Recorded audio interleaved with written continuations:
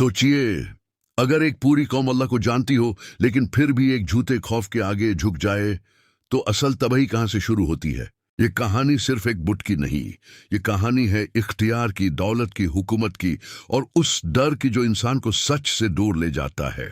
एक ऐसी शख्सियत का जिक्र जिसे लोग ने कुदरत का मालिक समझ लिया, जबकि असल कुदरत सिर्फ अल्लाह के पास थी। आज हम वो सच जानेंगे जो अक्सर लोग नजरअंदाज कर देते हैं। अगर इस कंटेंट ने आपकी सोच को किसी भी तरह से खोला है, तो अभी लाइक करें और चैनल को सब्सक्राइब करें। इस तरह आप अगले किस्सों से महरूम नहीं रहेंगे और इस पैगाम को ज्यादा लोगों तक पहुंचाने में मदद भी करेंगे। वो हकीकत जो इंसान को बताती है कि शिर्क सिर्फ पाथर को सजदा करना नहीं, बल्कि दिल का अल्लाह से हट जाना है। ये वगिया बयान होता है कि अंदर खास तौर पर में वहां एक नबी का जिक्र है, एक ऐसे रहनुमा का जो अंधेरे के दरमियान रोशनी बनकर आया। वो थे उस दौर में बानी इसराइल अपनी असल पहचान भूल चुके थे। उनके पास तौहीद का पैगाम था, उनके पास तौरात की हिदायत थी, लेकिन वक्त के साथ जब उन्होंने नए इलाकों का रुख किया, जब उनका ताल्लुक दूसरी कौमों से हुआ, उनकी जिंदगी का रंग बदलने लगा।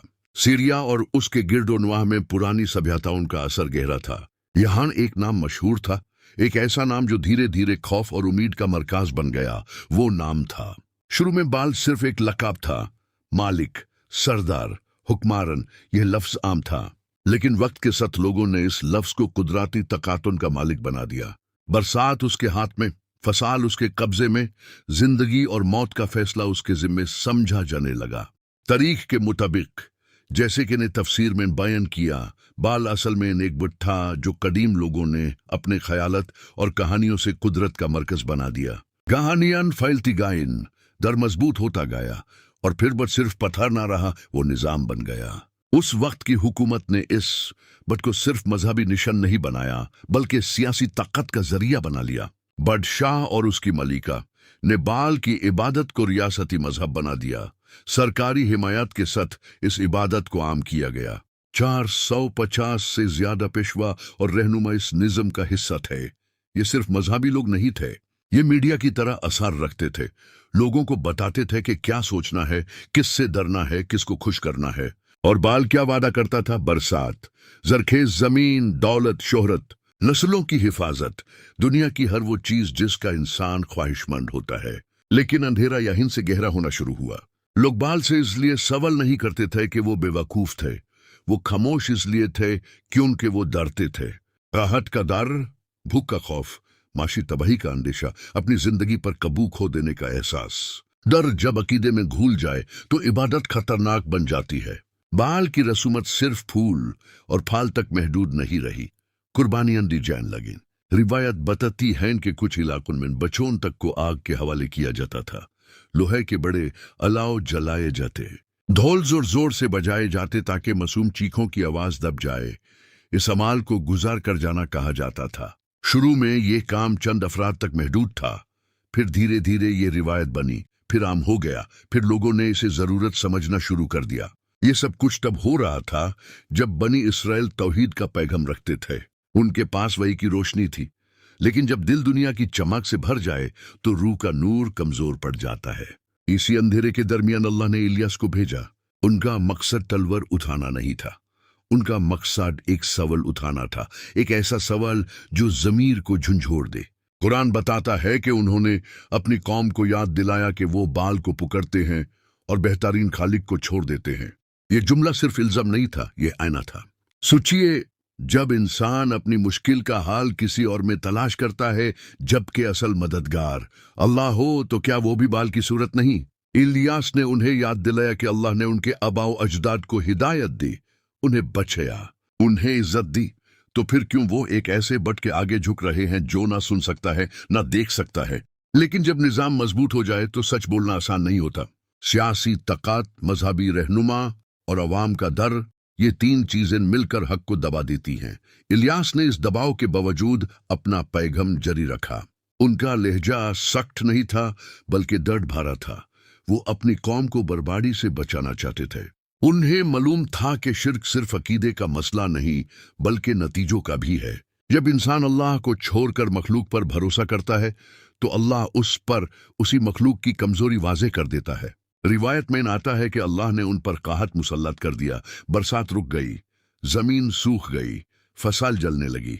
जिस बाल को बरसात का मलिक समझा जाता था, उसके पुजारी बेबूस हो गए। यहाँ एक गहरा सबक छुपा है। जिस चीज को इंसान अल्लाह से बढ़कर समझने लगे, अल्लाह उसी चीज को उसकी आजमाइश बना देता है। इलियास का पैगाम धीरे धीरे कुछ दिलों तक पहुंचा। हर दौर में कुछ लोग होते हैं जो सच सुनकर रुकते हैं, सोचते हैं और फिर बदलते हैं, लेकिन अक्सरियत निजाम के साथ चलती है। तारीख ये भी बताती है कि उनके मुखालिफिन ने उन्हें चुप कराने की कोशिश की, मजाक उड़ाया गया, इल्जाम लगाए गए। लेकिन नबी का काम नतीजा लाना नहीं होता, उनका काम पैगाम पहुंचाना होता है। ये कहानी सिर्फ माजी का वाकया नहीं, ये हर दौर की तस्वीर है। आज भी बाल का नाम शायद ना हो, लेकिन नया बाल हर जगह है, कभी दौलत की शक्ल में, कभी शोहरत के रूप में, कभी सियासी कुदरत के रूप में, कभी टेक्नोलॉजी के असर में।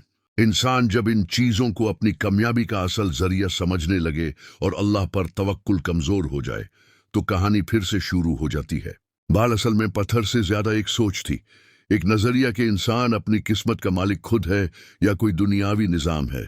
इलियास का पैगाम था कि मालिक सिर्फ अल्लाह है। सोचिए, अगर उस दौर के लोग सिर्फ इतना मान लेते कि बरसात अल्लाह देता है, तो उन्हें अपने बच्चों को आग में डालने की जरूरत पड़ती। शिर्क का सबसे बड़ा नुकसान ये होता है कि इंसान जुल्म को भी इबादत समझने लगता है। जब इंसान का दिल अल्लाह से कट जाए, तो फिर वो हर कुर्बानी को जायज समझ लेता है, अगर उससे उसकी दुनिया बचती हो। ये कहानी खत्म नहीं होती एक मुकाबले पर, यह कहानी खत्म होती है एक फैसले पर। अल्लाह ने अपने नबी को बचाया, उनका जिक्र कुरान में बाकी रखा और उन लोगों के लिए सख्त तनबीह छोड़ी जो झूठ को कुदरत समझ कर जीते हैं। आखिर में सवाल वही रहता है जो इलियास ने उठाया था। इंसान किसको पुकारता है जब वो अकेला होता है, जब डॉक्टर जवाब दे दे, जब दौलत काम ना आए, जब हुकूमत मदद ना करे, तब दिल से कौन सा नाम निकालता है? यही असल अकीदा है। बाल का अब टूट गया, लेकिन बाल की सोच हर दौर में नई शक्ल में जन्म लेती है, और हर दौर में अल्लाह अपने बंदों को याद दिलाता है कि बेहतरीन खालिक सिर्फ वो है। इस कहानी का सबसे गहरा पहलू ये है कि अल्लाह ने कौम को फौरन हलाक नहीं किया, पहले पैगाम भेजा, पहले हिदायत दी, पहले सोचने का मौका दिया। ये अल्लाह की रहमत है।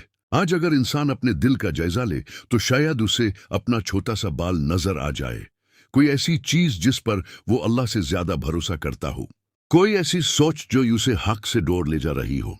इलियास की कहानी हमें डराती भी है और जगाती भी। डराती इसलिए कि शिर्क का अंजाम सख्त होता है, जगाती इसलिए कि जब तक जिंदगी है, रुजू का दरवाजा खुला है। आखिर में याद रखिए, कुदरत का मालिक कोई निजाम, कोई बुत, कोई इंसान नहीं। जो जमीन को बरसात देता है, जो दिल को सुकून देता है, जो तारीख को मोड़ देता है, वो सिर्फ अल्लाह है। और जब इंसान इस सच को दिल से मान लेता है, तो हर बाल गिर जाता है, चाहे वो पत्थर का हो या ख्याल का।